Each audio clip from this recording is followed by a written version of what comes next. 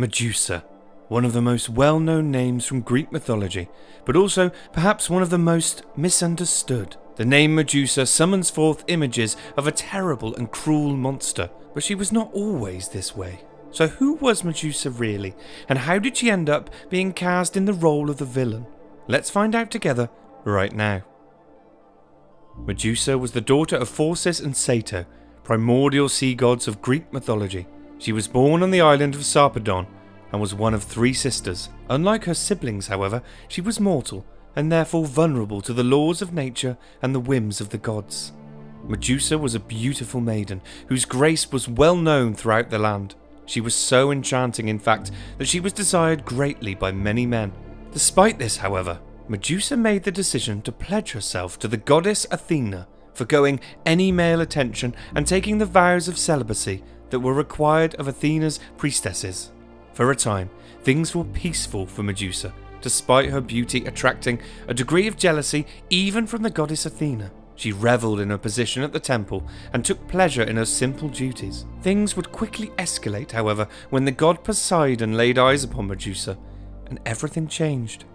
Whether it was as simple as the great beauty of the maiden Medusa being irresistible to Poseidon, or that she represented an opportunity for him to disrupt one of his great rivals in the pantheon, Athena. Perhaps even a mix of both. Whichever the case, Poseidon set about making Medusa his own. There are several variations of the myth, some of which claim that Medusa was seduced by Poseidon, falling in love with him, and choosing to forgo her dedication to Athena. The more common version suggests that Medusa remained loyal to the goddess and was taken by Poseidon against her will. The culmination of both versions, however, is consistent with the ravaging of Medusa by Poseidon inside the temple of Athena. Medusa is devastated by the events and turns to Athena for help and support. Despite being the innocent victim in the most common version of the tale, Medusa is cast aside by Athena. The goddess is furious with her priestess for no longer being a virgin, for allowing herself to be defiled inside her temple, and for now being pregnant with the offspring of her great rival Poseidon. In an act of absolute and utter cold-heartedness, one only a god is capable of, Athena blames Medusa entirely and punishes her by transforming her into a monster, a terrible beast with bronze hands and wings and a venomous nest of snakes for hair. She is given the power to turn anyone who looks into her eyes immediately to stone. A deadly power, but also a cruel curse to ensure her permanent loneliness. Her 2 sisters try to defend Medusa, but this leads only to their own punishment, as the furious vengeance of Athena is undeterred.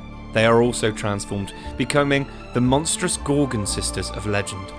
Retreating to the island of Sarpedon, Medusa struggles to come to terms with the grave act of injustice that has been borne upon her, hating Poseidon for what he has done, eternally hurt by the betrayal of Athena, the goddess she devoted her life to. Over time, she changes as her character begins to match the physical form she has been given, a vicious monster. She is no longer sought out by men endlessly for her beauty, but instead now as a trophy to hunt. Her hatred grows until her inner being is truly a reflection of her outer form, a product of her transformation. She kills all those who attempt to harm her, her reputation and legend growing immeasurably. That is, until one hero arrives to claim her head, Perseus. There is something different about Perseus that marks him out from all the other hunters. He had divine assistance. As the son of Zeus, Perseus was able to ask the gods directly for help in his quest to kill Medusa. From Athena, he receives a mirrored bronze shield. From Hermes, he receives winged sandals. Hephaestus presents him with a mighty sword. And lastly, from Hades, he receives a helm of invisibility. Armed with these gifts of the gods, Perseus sneaks into the lair of Medusa, and using the mirrored shield to see without directly looking at her, he is able to defeat Medusa, beheading her with the gifted sword. The moment her head was severed, to the surprise of Perseus, the 2 children of Poseidon that had been inside her sprang forth, fully formed. One was the pure white winged stallion Pegasus, well known in Greek mythology, followed swiftly by the man Chrysaor, born with a golden sword in his hand. As he attempts to escape the island, the body of Medusa is discovered by her 2 sisters, who let out a cry that echoes throughout the land.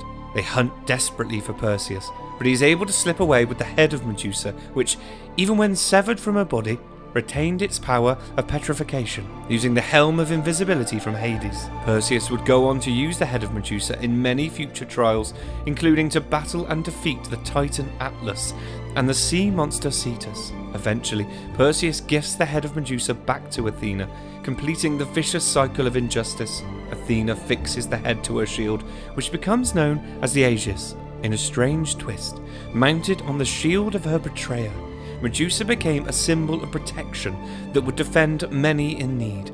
Her blood would even be used as both a medicine and a poison, with the power to both give and take life. One of the most well-known creatures from mythology, but as we've seen, also one of the most misunderstood. In the most common version of the story, Medusa's only crime was the blind loyalty she showed the gods, who revealed once more their own irreverence for the laws of right and wrong that they enforce so fervently upon their followers. It is a myth that has many potential interpretations, many of which remain relevant even in the modern world. What is clear, however, is that the legend of Medusa, beauty and innocence transformed to anger and hate, is one that has always captured the imagination of thinkers, artists and scholars alike, and will continue to do so for many years to come. Hey guys, thanks for watching. If you enjoyed the video, don't forget to hit that subscribe button for more great stories. Cheers.